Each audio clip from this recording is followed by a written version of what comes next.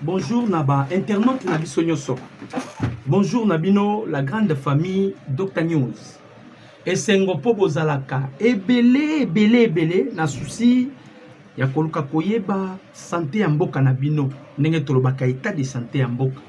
Koluka koyeba pays na yo elalaki ndenge nini, pays na yo elamuki ndenge nini. Bozalaka ebele na souci ya koluka koyeba situation sécuritaire est de la République démocratique du Congo. Bozalaka na souci ya koluka koyeba état de santé ya président de la République démocratique du Congo, Félix Antoine Tshisekedi Tshilombo. Voilà pourquoi tant on a l'obaka chaîne de référence Nabino Dr News et ça chaîne ya des tata et des mamas parce que vous poussani déjà boebike Congolais linga loba pona makambu ya Congo. Donc vous êtes censé koluka koyeba ndeko na biso Congolais a memeli biso eloko nini mukoyo lelo le 1er juin 2026. Le 1er juin 2026. Na souhaité bino ba bon début de la semaine na bino nyoso. Papa Nangambo ya Paul Yanganda, Véron Mawela, Papa Véron. Bon début de la semaine. Ba Congolais sangonini to memeli biso na tongo na lelo. Bande konangai Rouba ya mission suicide pour Paul Kagame. Macron active le plan de la guerre à l'est de la République. Les M23 lobby bazalaki bibembe en débandade. Voilà un peu ce que nous allons parler ensemble. Nabino ba Congolais, ba des tata et des mamas, ba Congolais bazakana souci toujours koluka koyeba makam mazali koleka na mboka na bango. Ba Congolais oyo ba disposer déjà ba tanko kota po ba yeba makambu nini. Ezoleka. Donc voilà un peu ce que nous allons décrypter ensemble. Nabino ba Congolais, beau commenter, beau partager ma lien, beau aimer émission pour que notre direct est à la sécuriser. Donc voilà un peu ce que nous allons parler ensemble. Bandeko ba Congolais de père et de mère. Bandeko nangai ba Congolais, au fur et à mesure tozo kota na makambo, au fur et à mesure tozo détecter na ngambo na biso. Malgré je m'excuse, la tétitesse de Paul Kagame. Malgré ba multiple ya makambo ya Paul Kagame, bandeko nanga, laisse-moi vous garantir, laisse-moi vous dire la vérité que makambo eza déjà ya bien nangambo na biso. Donc bandeko ba Congolais, beau aimer émission, beau commenter, beau partager pour que direct na biso ezala sécurisé. De na biso mignon. Beau aimer émission, beau commenter, beau partager pour que direct na biso ezala sécurisé. Qu'est-ce qui se passe avec le plan ou qu'est-ce qui se passe pour la Makambuya Rubaya? Bandeko, vous allez vous souvenir, lorsque les États-Unis emboîtaient le pas pour la Makambu Etali Paul Kagame sur les sanctions, les Américains décidé qui beta Kagame par rapport il y a violation, il y a charte, il y a Nations Unies. Par rapport il y a violation, il y a droit international que Paul Kagame avait violé.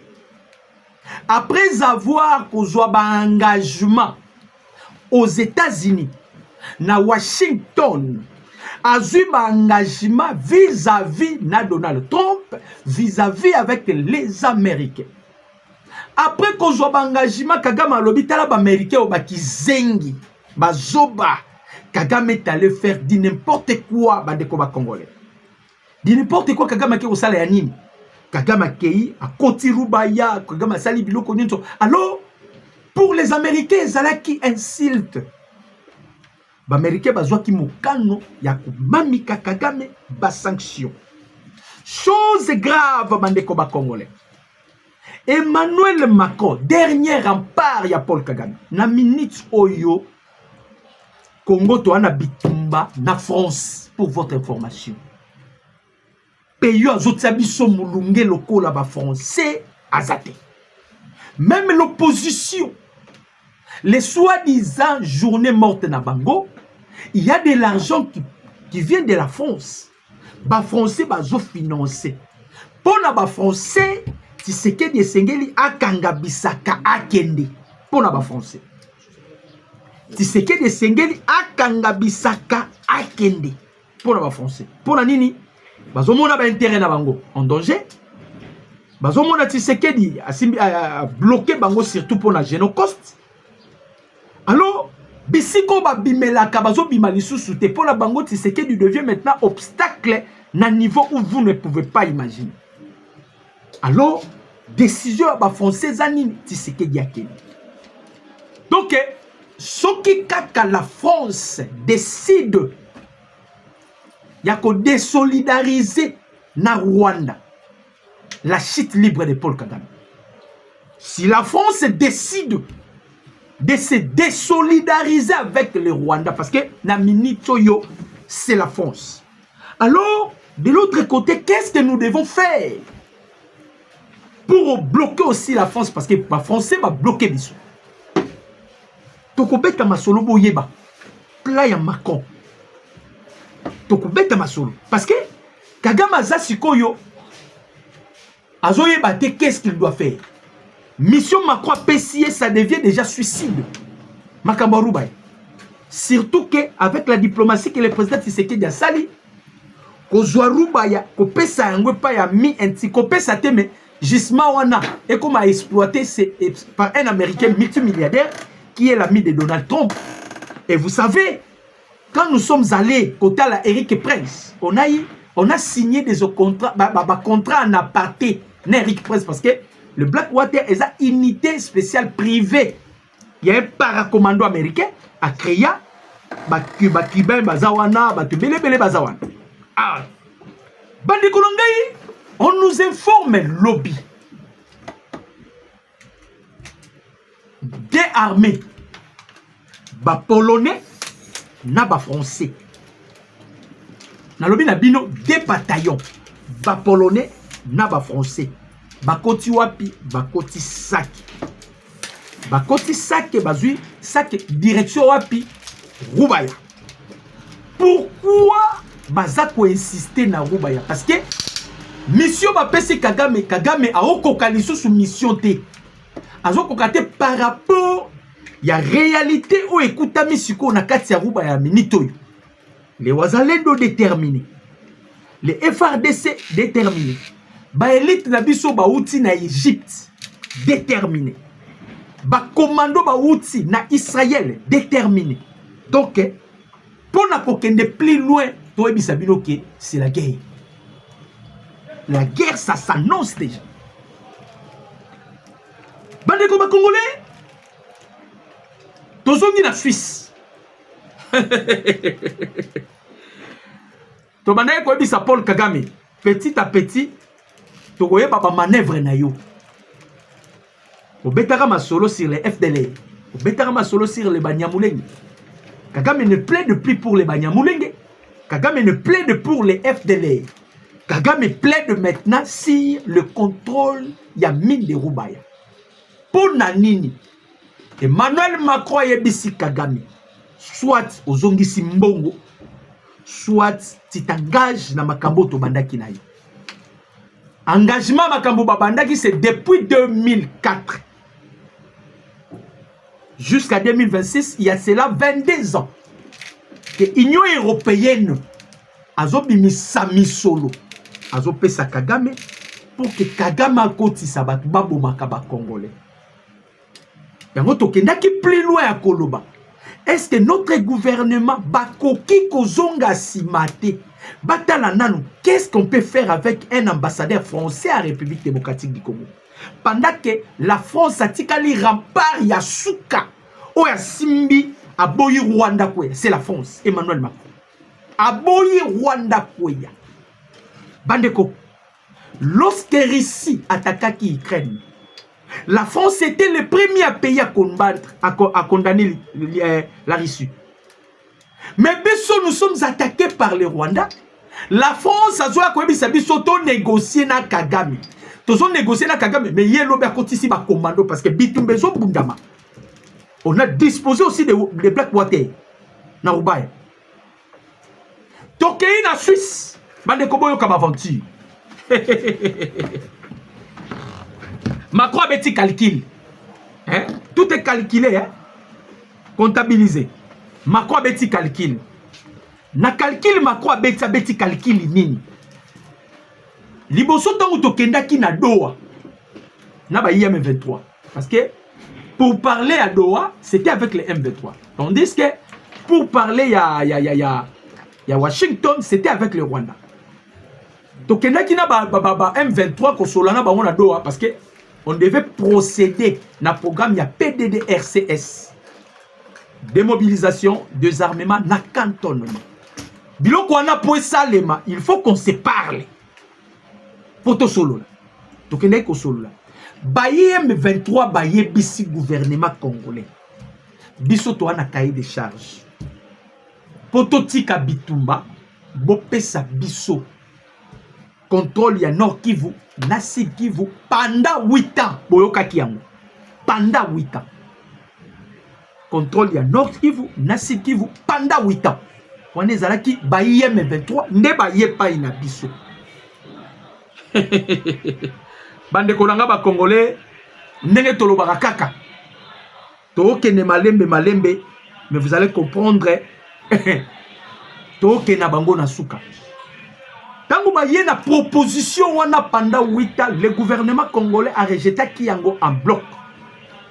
Baza toujours qu'on s'est référé de notre article il y a constitution soloba pour promouvoir l'unité, vous devez aussi céder partie à souveraineté na bino pendant 8 ans.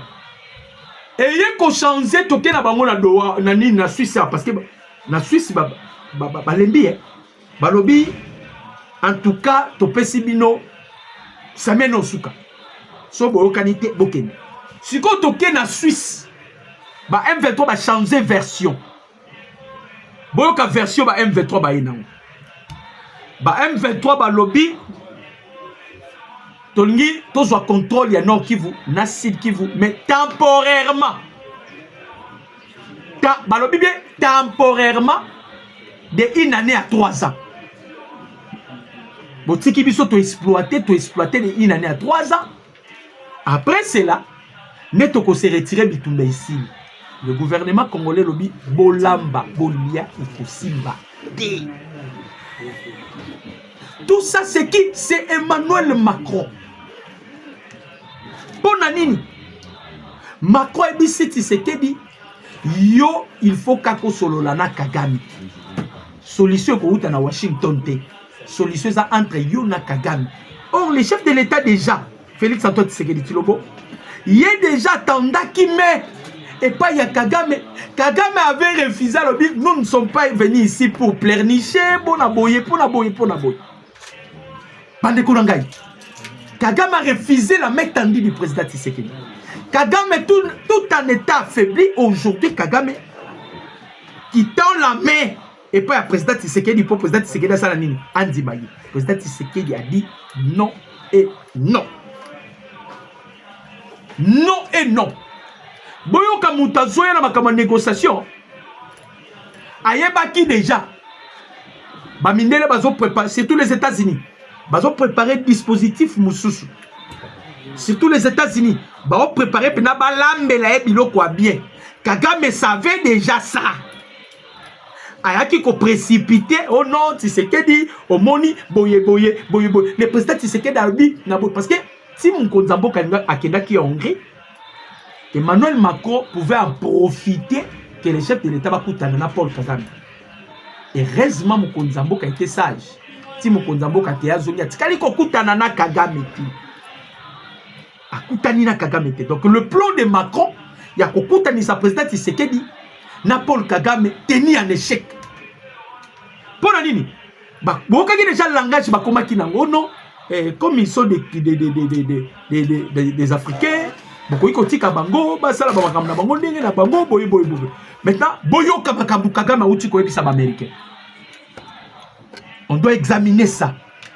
Boyo kamakambu Kagame uti ko ebisa ba américain. Bande konanga. Paul Kagame avertit la communauté internationale que faute d'accord rapide avec le Congo, il pourrait intensifier le conflit. Il pourrait exiger l'annexion de l'Est du Congo ou déclencher une guerre à grande échelle. Tant qu'il est exaspéré pour qu'il Illégal des États-Unis, selon lui, les États-Unis ne font que punir le Rwanda sans demander de compte au Congo. Paul Kagame, à lobby. À lobby, n'a bengi déjà Tshisekedi to négocier, Tshisekedi d'abord.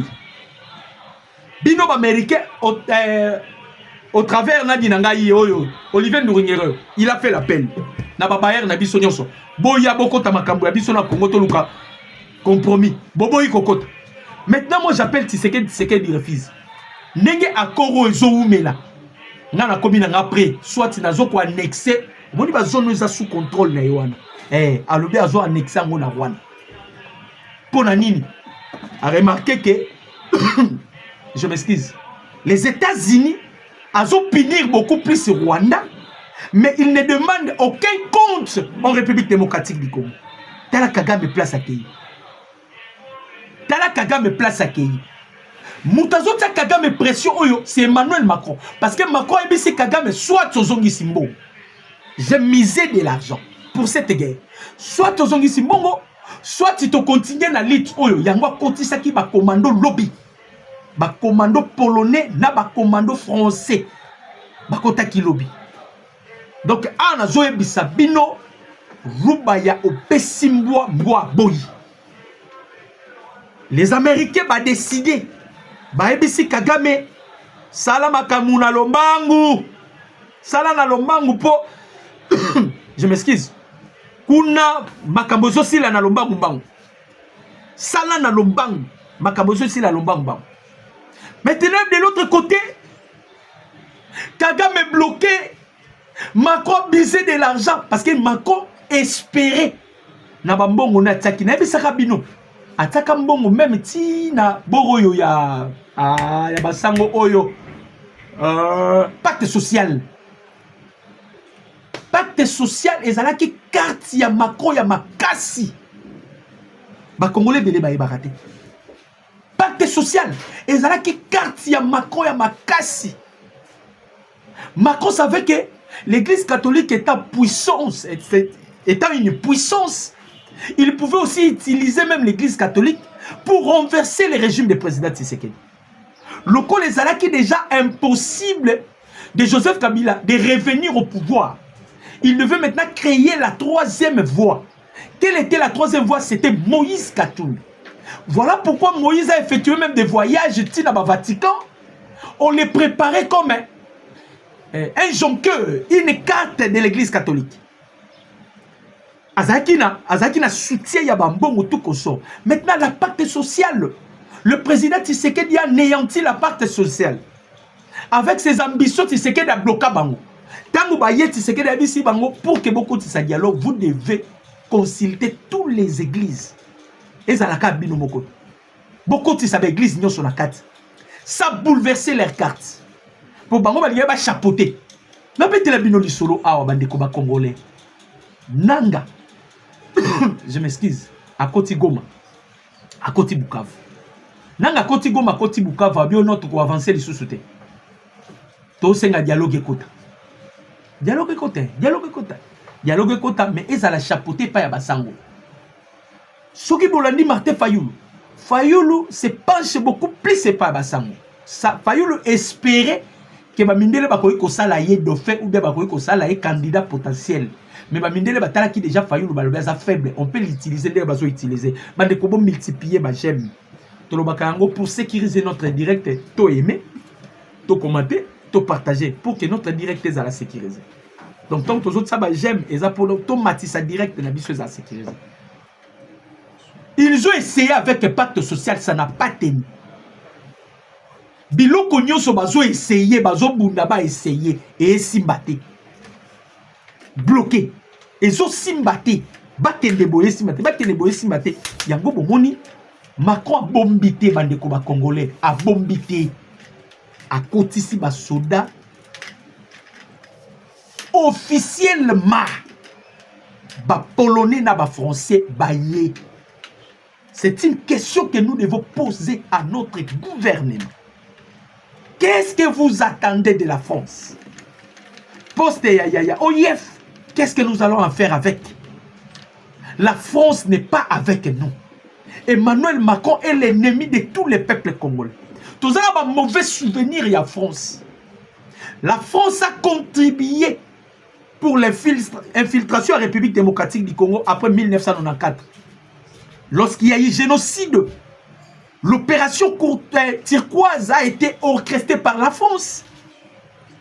Ba Français ba salibiso mabe ya koleka. Mais si vous allez na bandaku ya ba Congolais, vous écoutez ba Canal Plus. Ba Congolais bazo ke lokota ba Total Énergie. Ba Congolais bazo ke ne kokota na ba Air France. La France qui nous maltraite. La France qui continue de tuer les Congolais. La France a signé des accords avec le Rwanda. Emmanuel Macron n'a koti kayo Kagame te. Soki Kagame ozongi sima, soit c'est la mort. Ozongi selingambo. Ozongi selingambo. Donc ça au pessimbo bois boy. A pessie minduki. A pessie na lobi ba koti Rubaya. Ils sont allés à Rubaya pour sécuriser Rubaya. Ce n'est plus maintenant le FDL. Ce n'est plus les Banyamulenge. Donc, toutes ces hypothèses, oh, Kakamana obete la biso, Banyamulenge, banani, c'était Rubaya. Tout ce que Kagame, Abanda Kola Kisabiso, c'était Rubaya. C'était Rubaya. Et l'Union européenne, précisément la France, parce que la France se cache derrière l'Union européenne. Même la revendication, Yabanani, Yabaïa, M23, c'est toujours la France. Balobiba Zouaroubaya, Nord Kivu, Nassil Kivu, temporairement. Bazoloba temporairement. Le président Tshisekedi a dit non. Boyebi pourquoi Mkonzambo Kalobi non? Boyo Kanatangi la bino. Bo aimer, bo commenter, bo partager. Bo aimer, bo commenter, bo partager. J'ai besoin que j'aime pour que direct la bise à la sécuriser. Bo aimer, bo commenter, bo partager. Pourquoi le président Tshisekedi a dit non? Awawa, eza kleboa. Makwa kokweya papa. Makwa kokweya. Makwa kokweya. Makwa kokweya bandeko ba Congolais. Mikoloneza rotanga.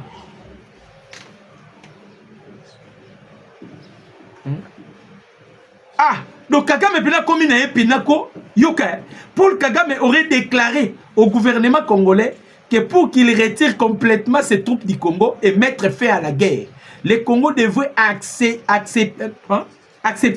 de céder les ressources minières de Rubaya au Rwanda. Imaginez l'insulte.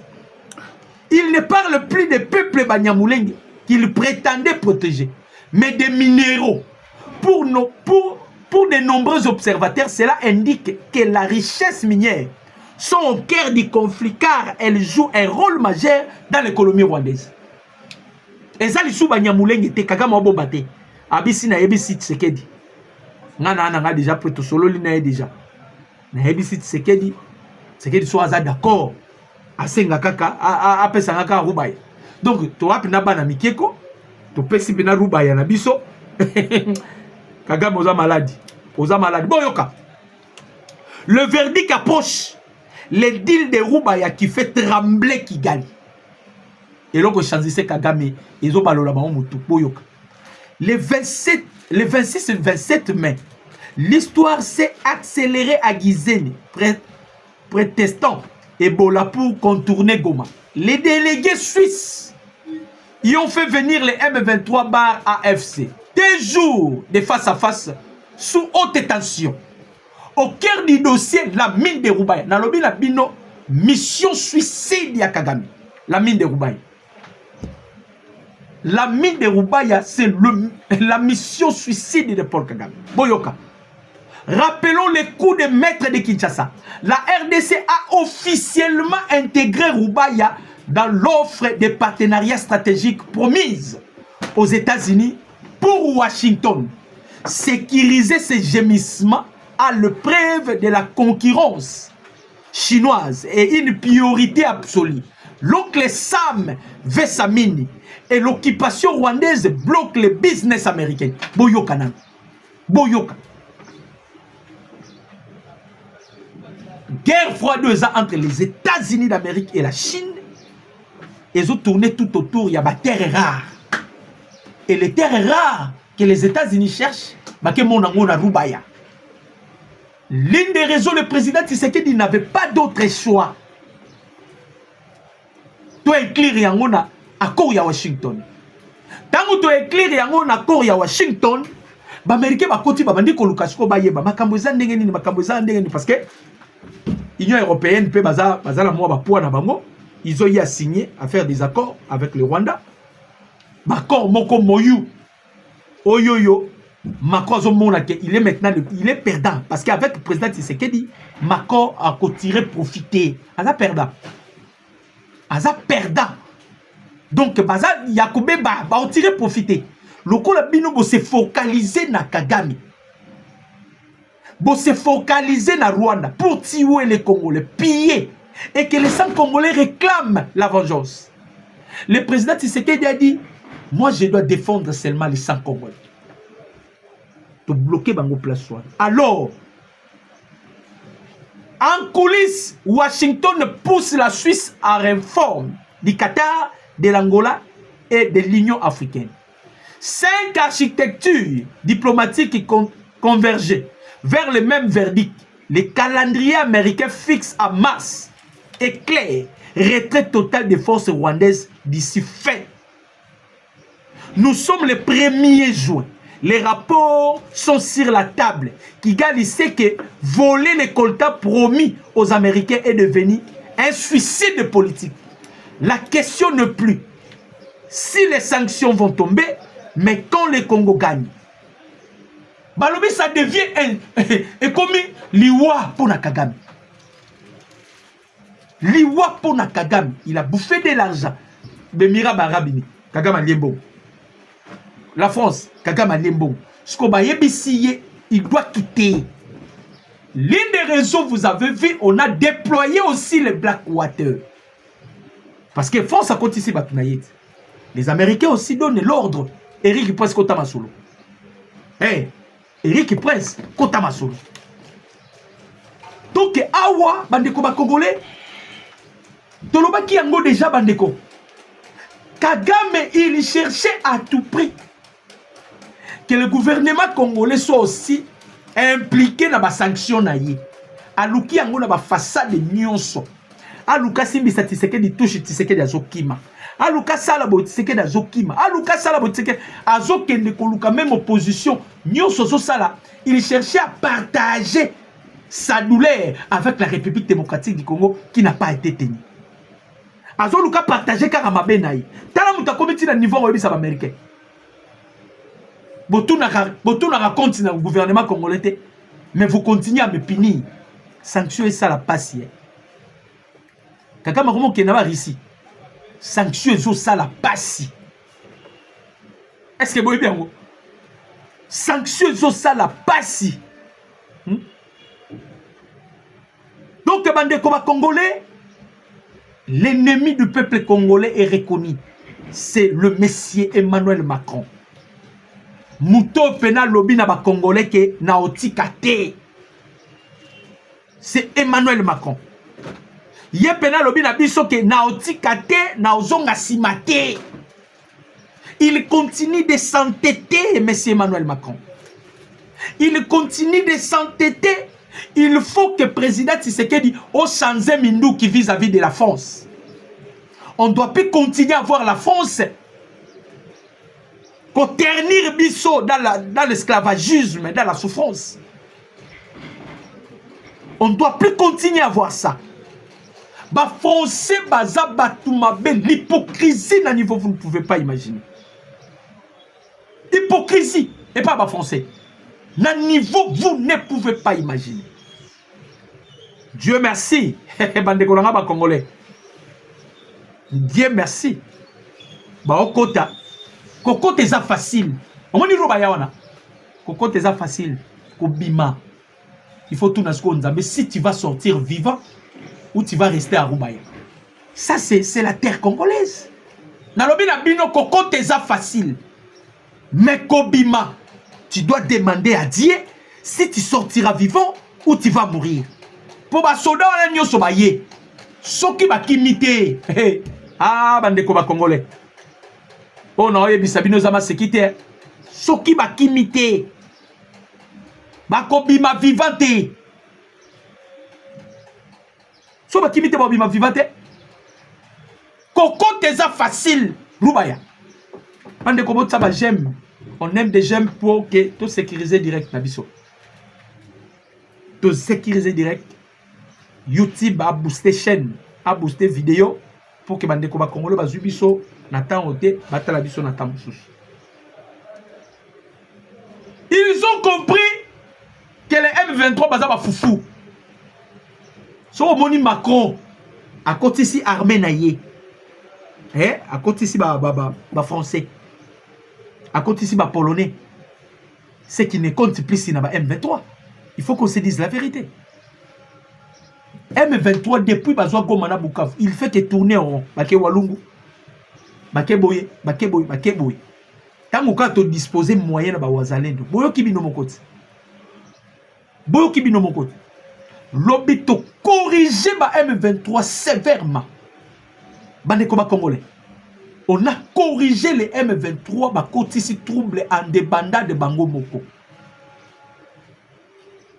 Trouble Katina Bango parce qu'ils ont été corrigés sévèrement. Wapi to corriger Bango. Boyoka. L'armée rwandaise a été directement frappée lors des combats qui l'ont opposé aux FARDC Wazalendo ce dimanche 31 mai 2026 dans la cité de Kishado. En territoire de Walungu, les RDF ont abandonné des corps dans les collines. Bandeko, na Kishado, na Walungu, lobby. Bandeko na ngai to bomi bango, lobby so. Tant to loba, eza blagité. To bomi bango na Kishado lobby, na niveau où vous ne pouvez pas imaginer. Batiki bibembe na ba colline ba kimi. Batiki bibembe na bakoli bakimi. Donc batouana ba makasité yango makroye sikoko intervenir parce que moni puissance ya ba Wazalendo bazo kokate. Puissance ya ba Wazalendo. D'abord, l'avantage ezara pas ba Wazalendo zanini. Bandeko ba congolais, les Wazalendo baza ba natif ya est. Ils ont la facilité de maîtriser la cartographie de l'Est. Ba François na baoya ba yebiru bayate. Je m'excuse. Ba Polono ba zoe ba William Ruto bisoté. Yemo kwa ebisi Kagame na kotinda lisusu ba unité na ngai na STT. Bobi pourquoi? Ba kota ba bimité. Ba kota ki? Koko teza facile. Bima. Koko teza facile. Bima ba mona. Bima pendo bimi ruba yo bimi mobima. Bima. Kokota, oh kokota papa. Oh kokota. Yaka. Bima. Les Wazalendo, comme ils maîtrisent la cartographie de l'Est, ils créent des embuscades. Tango ba français ba koti na mutu moko Wazalendo benga kingai. Alobi batuana ba ye na cimetière. Tu attribues qui déjà rouba ya cimetière bako bimate. De l'autre côté, l'offensive du M23 brisé à Bukombo et Kisimba. Pris à la gorge par les bloquistes de Rubaya, les rebelles rwandais de l'AFC ont tenté le tout pour le tout aujourd'hui en attaquant l'axe stratégique Louisho Mourora précisément dans le secteur de Bukombo et Kisimba, territoire de Machis. Ils cherchaient à ouvrir un couloir logistique par désespoir, mais ils ont tombé dans un mur d'acier, nos vaillants Wazalendo. Et les FARDC, en alerte maximale, ils ont riposté avec puissance de feu farouche. L'assaut a été totalement repoussé et l'ennemi en déroute vers des collines. Le verrou sur le minerai reste intact. Le verrou sur le minerai reste intact. Nabiondo, pardon, Nyabiondo est sécurisé. Bravo à nos héros qui ne reculent pas d'un millimètre. Le Congo reste maître du terrain. Au moment où Nabiondo wana de toto sécurisé wana. Nabiondo wana donc moyen ba fongola couloir logistique exacté. Pour votre information. Nabiondo wana to wana. Moyen ba fongola couloir logistique exacté. Moyen ba fongola nzela mususu exacté. Pour nini? Eza ba mboka mo eza stratégique. Lokola ba wazalendo ba yebi système ya est yebi ke soto zui place oyo. Monguna ozana difficulté renfort ekoyate. Côté soto zui. Monguna côté ozana difficulté renfort ekoyate. Parce qu'il faut ko kanga ba action ekoyi ko permettre bango bazala armée ou te ba ravitailler bango. Il faut ko kanga ka ba accès wana. Ko so ba oyo batikali na kati. Batikali ka ba esclave. Pona ngai ko na minute ruba ya fo mataka drone. Na minute pona nga ruba ya fo ko matisaka drone. Drone kaka. Parce que lobby ennemi a bétamine la lobby na bino bandeko, vous ne pouvez pas imaginer. Sur le terrain, Kagame a compris déjà que il n'y a plus d'espoir. Tu dois comprendre et le koyo. Ah non, ba Congolais tolingana. Ba Congolais sont tolingana, parfois ça fait mal. On a donné to pese ki Kagame accès moko na niveau vous ne pouvez pas imaginer. Hein? Accès ni to pese Kagame. Kaka ba officier na biso awa. Kagame salaboy ba informer Kagame. Kagame salaboy ba informer Kagame. Lokola Kagame a commis une perturbation. Azo contrôler les sous-soutés. Nini azo contrôler te nini appareil sécuritaire na biso, armée na biso. Voilà pourquoi a comme la difficulté. Ba difficulté à makasi parce qu'il ne maîtrise maintenant pas a oyebate armée na biso zo salani. C'est une question aussi que je dois poser na gouvernement na biso. Bukavu est contrôlé par les M23. Bandekonanga boyoka. Bukavu est contrôlé par les M23. Comment commandant Oyoso, il y a 33e légion militaire. Tu peux permettre Mutuka et Uta Bukavu et Kota Ouvir.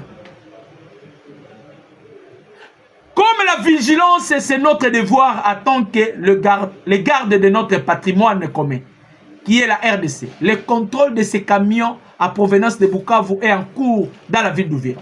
Les Wazalendo ont invité toutes les couches sociales dans la ville d'Ouvira pour participer à ces contrôles. Ces camions à provenance de Bukavu ont été escortés par les FRDC depuis Katogota jusqu'à la ville de Bukavu. Mutuka yangoyo, botala binomoko. Biloko yango za la mutuka. Biloko yangoyo. Ba wazalendo babengi batu lelo nde bazo fongola yango. Monyo. Hein? Ba wazalendo. Mutuke uti Bukavu. Bukavu sous contrôle ba M23. Ba wazalendo non. Uvira to sa sous ba bêtise to sala kité na Uvira. Vous voyez que Kagame azalaka na malinité. Kagame akoki fongola front moko boye mupanzi. Azo préparé front mususu. Alors, ba malgré ya Kagame. Loko la to comprendre disposition à Kagame. Ba malgré ya Kagame to fongo lié misu. To fongo lié bisu. Mutu kayebo ba wazalelo ba bloquer yango. Bazo contrôler lelo ba bendi ba kushi nyonso. Soki ezalaki na ba munition lelo to oyeba mokonzi apesaki ordre mutuka ane kota na Uvira objectif nango ezalaki nini. Ils a été babé ezalaki escorté na Katogota si ekoti na ville ya Uvira ba wazalelo babi awe koleka ezalaki opesi mbwa boyi. On veille par rapport à makambu ya Kagame parce que Kagame est très malin. Kagame ayaka na ba négociation na se azo préparer ba coup fatal Lokola président Tshisekedi a une tactique na ndenge bato moki balobaka. Adversaire azara facile so ebi système de jeu. Adversaire akomaka facile. So ebi système de jeu et donc azo fonctionner sous comme il faut, comme il s'est fauté. Donc on a paralysé, anéanti l'adversaire. Makambo ya kitoko bandeko ba congolais. Ennemi asali ba blague lobby akutana na makambo na siko bakimi o akokanga tokangi bango ebele na la sabino image ndenge tombiti bango bakokanga ma en gros et en détail précieux zoleka yango to banayi koloba bandeko ba congolais kaka masuka akutanaki na mutu moko boye akutanaki na mutu moko boye aza trop léger kaka manga saka na biso makasi anga saka na biso makasi kaka me falaki akutana na mutu azo peze ndeti ye falaki akutana na mutu azo peze ndeti ye parce que soka akutani na mutu azo peze ndeti ye aosala ba bêtise wana te veillez sérieux. Ce que tu as Bisabino, va passer mission. Les États-Unis peuvent dire papa. Biso revendre raté, tout le monde a yo. Place au biso photo exploité. Yo vandi na surtout avec les intérêts des États-Unis d'Amérique. Les Américains va blague raté pour leur intérêt là-bas. Va blague raté pour leurs intérêts. Les Américains ne blaguent pas. Bango yeyo. Bango to biti bango wana opération ezaki ya kosala ya kitoko ennemi en difficulté en débandade donc bazozwa mana bopete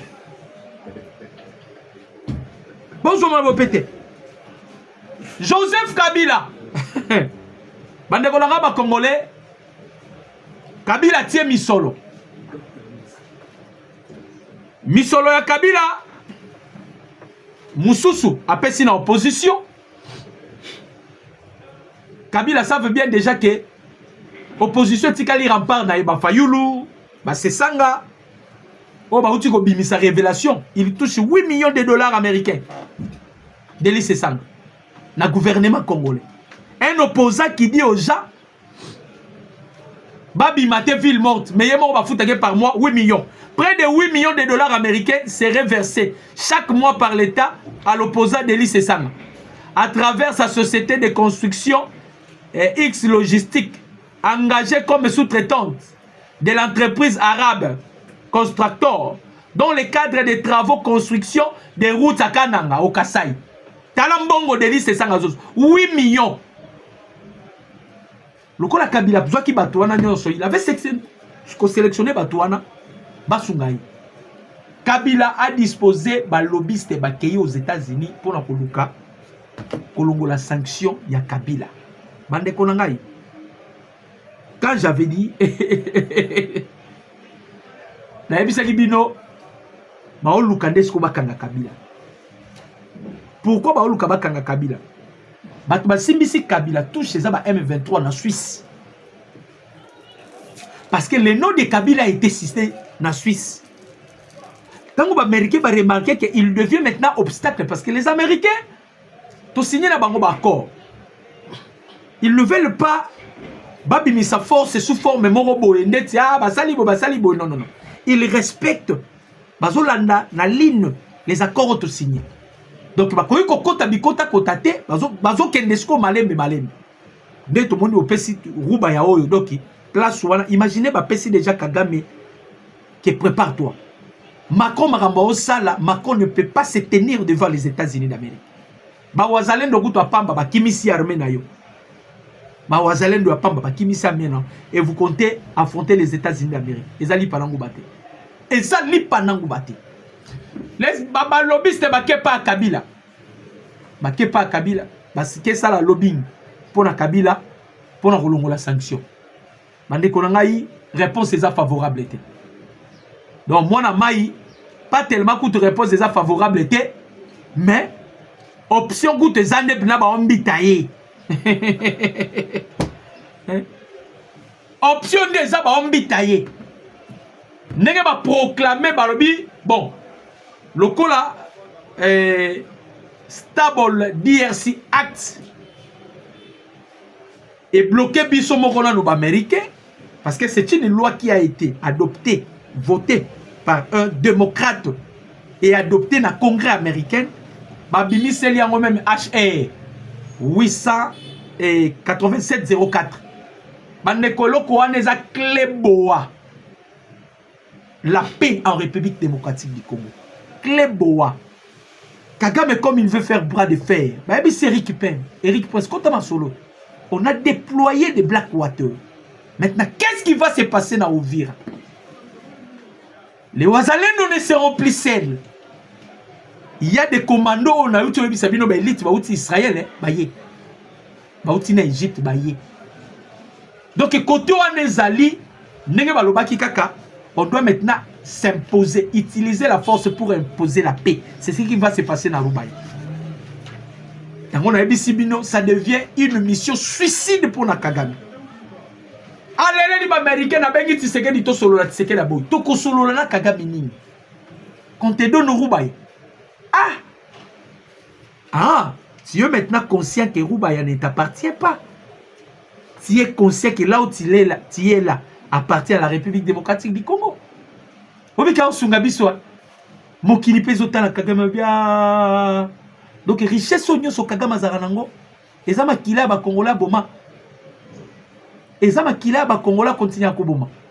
C'est ce qui fait vivre même nini naye, nini économie naye. Et loko so ça l'économie rwandaise est zalaboy. Donc tout ce Kagame ya zanango wananyo ayiba kané na Congo. Oh non, so bo luka solution te, je vais annexer ba parti oyo eza sous occupation na ko annexer na Rwanda. Par quelle magie? Par quelle magie? Ils ont réduit l'effectif. Quand Capone a frappé, ils ont réduit l'effectif. Bakoufi est belé. Macron n'a pas hésité. Il envoie encore. Nalobi Bakiti na saké. Ça, c'est une violation à chaque Nations Unies. Hein? C'est une violation à chaque Nations Unies. Notre gouvernement, nous devons agir vis-à-vis de la France. On ne doit plus tolérer Macron Kanga. Toute une nation doit contenir 120 millions d'habitants. A Kangabi soit en otage, Emmanuel Macron. Pour un intérêt personnel, il y a Macron. Allez-y comprendre. Parce que c'est l'intérêt du France. France a Zobanga. Kagame a déjà perdant. Kagame soka perdre. Ba ne sika lisu ba ozo tantalte. Manganèse te. Tungstène te. Éthane te. Donc la France va se sombrer. L'Europe va se sombrer. On va délocaliser certaines entreprises. Donc, yango yesima ya Kagame. Sikoyo pasi ya Kagame zali. Kagame moya zonga simezati. Pona nini? Soka zongi sima, faut fouta mbonga Macron. Faut fouta mbonga Macron. Soka zongi sima, il faut fouta mbongo ya Macron. Koke ne pe liboso Tshisekedi pa lobi o mato kita na na yo. Na yo. Wana place au Kédete. Na bloqué yo. Yango moni bananga. Ma oye bate basala nini. Bertrand Bisimwa vandi a lobi o non. Ndeza boye. Mabele kwa o toza nango za mabele na biso. Toko kabola mabele on a batute. Toko sala boete. Wana c'est Bertrand Bisimwa. To kabola mabele on a batute. Eza mabele na biso. To ana mboka mususu okelete pona nini. Ils savent déjà que Makambuna Est komi mabe. Makambuna Est komi mabe. Au fur et à mesure, Bawazalendo ba na système bazo conquérir bamboka. Bamboko Bawazalendo bazozwa bandeko ba congolais. Ce sont des localités stratégiques. Oyo kaka ba Bertrand Bisimwa ba pesaka ba mot de passe pas ya ba Rwandais. ceux qui bozui awa bango ba ozana difficulté moyeba kota boyezate moyeba bima boyezate. Il faut qu'on bloque awa, faut qu'on bloque awa, faut qu'on bloque awa. C'est ce qui se sont dit. Donc pour tout paralyser, faut tout zoa awa. Maintenant, ce sont de même pays. Bamboka wana kaka ba localité là ba wazali no bazo récupérer. Na ko récupérer tozo récupérer tozo boma. Bon on a Steve Wembité. Steve Wembo banga nde ya kotumba boye. Steve Wemba bimisi o ya kotumba décédé. Bomona kié. O ya kotumba est décédé. Yemo liso soyé oh non. Mukonzi wana na lobaki a décédé akufi na été. Aza en vie. Ya kotumba akufi na été aza en vie. Bazo tâtonner. Kagame a supplié Tshisekedi na ba façon. C'est comme si à Defaki Nyongo, oh bah Osenga Fouta, mais il est maintenant incapable de payer cette dette. Parce qu'il est coincé avec la France, Emmanuel Macron. Macron yemoko peut-être Macron na Kagame ndeko nanga na ebisi bino ba Congolais bandeko bozana ba canal plus na banda kuna bino pour na ko saboter ba français ba biloko wana fo bolongola ngona banda kuna bino. Je vous dis la vérité. Na minito yo bandeko na biso ya Goma ya Bukavu bazo kufa pour un individu au nom d'Emmanuel Macron. Ba finga ye o pasteur akomo finga. Pour un individu Emmanuel Macron. Donc, population, peuple congolais dans la souffrance, peuple congolais dans l'amertume, bande konabiso bazo kufa na Rubaya, bazo kufa na Nord Kivu na Sud, pour Emmanuel Macron. Il s'en fout na ba viol. Il s'en fout na ba camion sur ba maman biso. Macron n'est pas là. Macron c'est son intérêt. C'est les intérêts des Français. Karama telme zanga raté bobi makambo le kilobi non na France. Momboka mukiye initi na la tsemno ba vidéo awa parce que ba moto za ba voiture ba luki boni désordre de salami na France. Ce n'est que les débits. Makamunyo so mabe bondo kanisa na Congo. C'est ça, c'est ce qui va commencer à retourner par Nabino. C'est ce qui va se retourner par Nabino. Donc Kagame wana bozomona artificie a commis na sou ni tété Macron Kagame pe a qui ma pouvoir. Pour votre information. Ni tété Macron Kagame akoki koki ma pouvoir, atiki pouvoir akimi. Macron pena sibi Kagame na maboko mibale. Ngai pasi na ngai na ozong sango na gouvernement congolais. On peut nous traiter de complices gouvernement congolais. Donc comment on va faire? Il faut qu'on se dise la vérité. Ça c'est la complicité. Macron et Bissibiso n'a qu'à sanctionner Kagame. Macron et Bissibiso Tshisekedi il faut solana Kagame. Macron et Bissi Kagame yebisa Tshisekedi ya pesa yo Rubaya. Momentanément, temporairement, pendant 3 ans, va exploiter Rubaya pendant 3 ans. So sali calcul wana toi en 2026 non? 2027 c'est élection en France. Tu vois pas que Macron continue toujours à se tirer mais ça réseau basalaki. C'est Macron qui a influencé l'Union européenne pour signer des accords avec le Rwanda pour son intérêt. Yangona ebisibino, il s'en fout ba mama ba boma bango ba azakunda te. Et bon mutaboro to koyo kelema. C'est quelqu'un to dali pla to lamu ki to lobi ambassade ya France. Bokanga bisaka bokende. Bokanga bisaka bokende. Parce que on devait déjà finir avec Kagame. Baméricain batiki Kagame nyonso. Là c'est Alain Gier qui avait dit ça en avance. Alors ces messieurs-là vous voyez, ils ne sont pas avec les Américains. Baméricain batiki. Azali suna baméricain te baméricain c'est batiki. Baméricain c'est batiki. Mais à la fin des comptes Macron Télémère dit non, moi je ne peux pas sanctionner Kagame. Dieu merci. Lobi baoka qui sont. Tant on a dit simino baoka qui sont. Les bezala qui ont pessimbo boa boyi.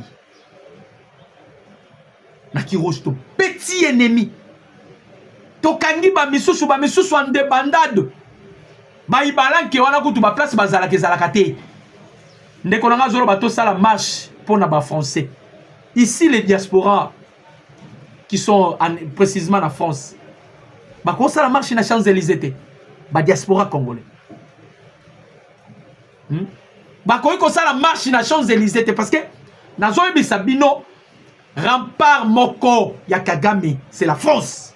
Ah nazo ebisa bino c'est la France qui a influencé Pologne pour que Pologne ne pas tinda oya yeba soda ba ya wapi na Rubaya. C'est la France. Donc ici on fait maintenant la guerre avec la France, c'est pas avec le Rwanda. Parce que Paul Kagame bitumba kokili susute, il nous a pris l'art de la guerre. Kagame devient impuissant devant l'armée congolaise. Kagame devient impuissant devant les Wazalendo. Les Wazalendo, ils sont s'habitués na R2, na M23, mode opératoire na bango détecté par les Wazalendo. La façon dont ils utilisent même ba drone, ba Wazalendo ba yebi, la façon yango monaka à chaque fois les Wazalendo lorsqu'ils créent des embuscades, tozora bango si facilement na embuscade. Pour nani, to yebi fonctionnement na bango. Ndenge ni ba fonctionner. To yebi ndenge ni ba tambo. To yebi ndenge ni ba se comporter. Donc on a la facilité ya ko bloquer ba. Le coup là Kagame monique wane zo simba li susute. C'est alors Kagame va maintenant activer les plans nini Macron pe sabat. Baya kobu. Batong baye papa bakiti na sake. Ça dit baye ndenge nini. Bakoti Rwanda. Bakoti Goma. Goma bakiti sake. Sake va se diriger vers Rubaya. Donc Macron envoie des troupes françaises pour venir protéger. Ça c'est, vous voyez pas que ça c'est blaguer avec le peuple congolais. Baye ko bunda na sima ya banani ba Rwandais. Et Kagame azoebisa ba américain pourquoi vous ne tenez pas compte ya Congo. Donc bino bo pinir ngai. Bazo pinir yo zo konti sa batu ba mercenaires. Ba français bazo bunda na sima na yo. Biso to bunda bitumba, biso to bunda bitumba. Yarouba Yarana, c'était seulement des Wazalendo. C'était même pas des Blackwater. Mais nous, on se bat avec Macron. Pas tellement avec Macron. Il y a des mercenaires. Bah, mercenaires, bah, il y a Nini. Bah, Libanais. Bah, tu comprends, bah, Libanais. Bah, mercenaires Libanais. Le coup, Macron, Zalaki déjà une initiative d'entrer en contact avec bah, djihadistes. Bah, Boko Haram. Bah, État islamique. A Kenya Kotika bango na Bénin. Bazo formation na Bénin. Il voulait s'attaquer na ba pays à AES, Niger, Burkina, na Mali. En finir avec la République démocratique du Congo. Pourquoi? Parce que ba demande na pas Tshisekedi a boyi. Tshisekedi a boyi. Ba Wazalendo lobby ba communiquer ba lobby les lo bazo banda siko. Donc ndeza boye semaine tozo kota Rubaya. Rubaya. Tozon a simaté. Rubaya. Donc des grés et des forces doivent être libérés. Ça, ce sont des Wazalendo. Ba betaki mégaphone na Minembo. Ba yesi ba yebisi ba Red de Tabara. Ba yebisi ba Twiranero. Ba yebisi bango bino nyonso bozakuna na kati bo déposer ba arme. Bo déposer ba arme.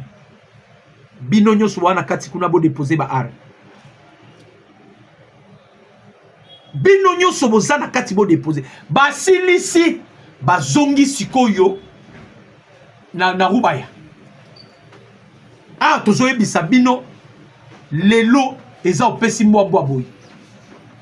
Pour tozo activer. Bande koto betali solo ya Maître Costa Mutamba. Maître Costa Mutamba. Bande konangai Maître Costa Mutamba a commis une grosse erreur na vie politique na ye. To yebite eza to cheval wale sanda simbisiye. Il faut, on doit aussi analyser. Ah nazo yebisa bino parti politique ya Mutamba et Panzani Nojek. Lelo coup de tonnerre pour Costa Mutamba. C'est lundi 1er juin 2026. Na 9h, il y a Lelo. Bazo organiser investiture de Maître Doli Mwanza, Doli Mwanza, comme président de la NOJEC. C'est-à-dire, son parti politique s'est désolidarisé de Maître Constant Moutamba. Par rapport à Makamo Naebisa Kibino, Dolinde Bazotsaye, c'est lui qui soutient le changement de la Constitution ainsi que la présentation du nouveau bureau du parti. La cérémonie se tiendra au nouveau bureau du parti et réunira plusieurs cadres responsables et structures et militants. Un événement qui pourrait marquer un nouveau tournant au sein de NOJEC. Bon, place c'est combien pas Moutamba. Doli Alobi, moi je ne peux pas m'adhérer na vision Moutamba. Vision Moutamba est tapé à côté. Malobi, Constant Moutamba chassé de son parti politique. C'est lundi 1er juin 2026 à Neversi Natangaki. La cérémonie, Babi, trahi par l'orgueil, l'égocentrisme et le manque de maturité et sagesse, Constant Moutamba se retrouve dans une situation très délicate. Dans la vie, l'humilité précède la gloire. Une fois. Donc, Balobi, kuna penza na parti na yeza, opesi mbombo boy. Pour la nini, batbazala ki simanaye, mais lorsque on a vu Van Walesa, Abimia Lobi, oh non, bisoto claqué porte pour la makamou ya changement ya constitution. Mais, Maître Constant Moutamba, avant qu'il soit arrêté, a betara masolo à la constitution oyoti. Et là que ça l'a maraté, oh, et comme il nini. Peut-être il a été consulté par l'opposition. Parce que l'opposition, ils ont pété. Ba otambola na mbongo. Ba ko kende ba diaboliser ba bio moni yo saliboye. Ba o diaboliser ye. Ye pa kwei na piège na bango et même mu pepe na parti politique na po ba panza. Parce que ba tuana nyonso wana baza financé par la France. Baza financé par Kagame. Baza financé par Moïse Katumbi. Aoutu ko bengana Mike Mukebai, vous êtes informés. Ba bengana Mike Mukebai pour la nini. Mukebai ba pesiye mbongo, ba millions. À la mobilisation, pas si ce qu'on a bango sortie officielle na bango, ba kokisa ki 1000 personnes étaient. On a calculé na bango ba ki bazana moi masse moko ya ebele pour batalisa opinion tant nationale et internationale qui baza pe na pui ya peuple congolais. Malheureusement, carte na bango babeta ki zamabe. Mike Mukeba ya Zimbongo allié. Abibino bo saka na ngai otone. Mbongo ebele boto ke to pesa bana wana. Non. Mike allié. C'est ce qui a fait batali ba bisi Mike bo ça va kanga bisaka kende. Mike pe lokola yebi ba makambu na bango abandi ko bimisa ba makambu na bango. Ba mbongo nyoso ndenge bima. C'est Mike qui a dévoilé tous ses secrets. Mbongo uti Kigali. Mbongo uti nini, mbongo uti boy. Na Kigali pour Kagame azana des cartes azobeta. Kagame aza penché par makambu ya négociation. O ayebi ke kosimba te. Aza penché par l'opposition. O ayebi ke baza ba beki na ye. Opposition pour na nini? Opposition bino faut bon multiplier ba nini? Faut bon multiplier ba manifestation. Oh ba milliards pour Kagame va donner des milliards. Oh, banini pas quelqu'un faut pression. Bino sobote pression awa. Nana ti pression koto makwa ti pression na Roubaye. OK, Roubaye a déjà le président Tshisekedi ici a tiré quoi? Kuna les Blackwater doivent intervenir. Ba Blackwater. Le quoi Macron c'est quoi? Il est fort, incapable de sauver Ukraine devant la Russie. Il pense qu'il va sauver Paul Kagame à Roubaye. Ba wazale no pe ba bi problème ezate oh Roubaye eza cimetière. Lombi na sololi na wazalendo moko. Aibi singa boko yo kason. To uti ko kota bisiko to koti to bimia wabiso ba wazalendo to biminde poto libérer Congo. Mais ba leli eloko na uti ko yebisa bino ba wazalendo ba leli. Ba lobi to comprendre que Tshisekedi eza na souci mboko yo. Mais Tshisekedi est entouré avec des mauvais lobby. J'ai parlé avec des wazalendo. Na ko otela bino ba voice boyoka. Comment vous pouvez permettre voiture Outana Bukavu, zone contrôlée par les M23 et à Kokota Navire, n'attention nini, commandant à 33e régiment, n'attention nini, tango ba charge ki mami tukawana ba charge ki mami tukawana bozala ki bomona ki ba kote biloko ni ba kote ba biloko ni banani bazala ki ba témoin. Ce sont des choses qu'on doit continuer à veiller na lobi na bino Kagame est très malin.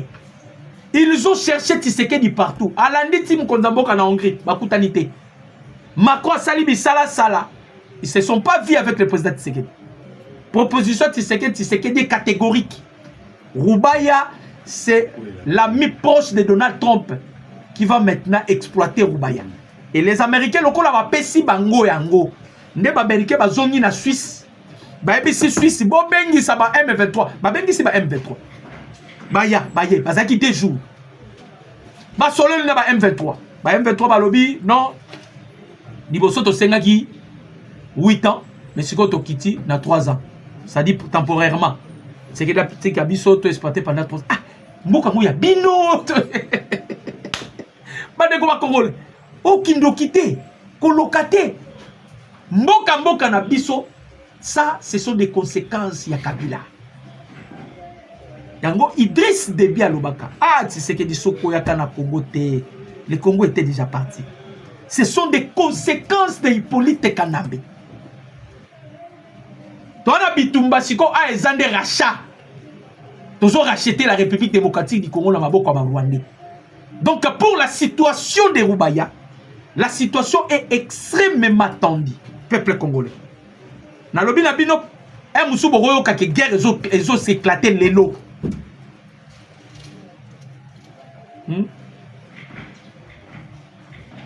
Peut-être guerre ezo s'éclater lelo. Les Wazalendo sont déterminés. Nenge ba beti ennemi na Kiroshi. Ba beti koto wana nyonso walungu wana no bazozwa ba site wana nyonso pour na koluka kaka. Comme ça en sorte que ennemi a s'exprimer à s'exprimer et puis à s'exprimer parce que nous allons bloquer l'ennemi. Nous allons détruire l'ennemi. Bande comme Congolais. Tout ce qu'à la branche sur la même chaîne. Zamba Pambola Bino. Mon numéro c'est plus de 143 89 63 95 965. Mon numéro c'est plus de 143 89 63 95 965. Et ça là qui plaisir. Bonne journée la Bino et que Dieu vous bénisse.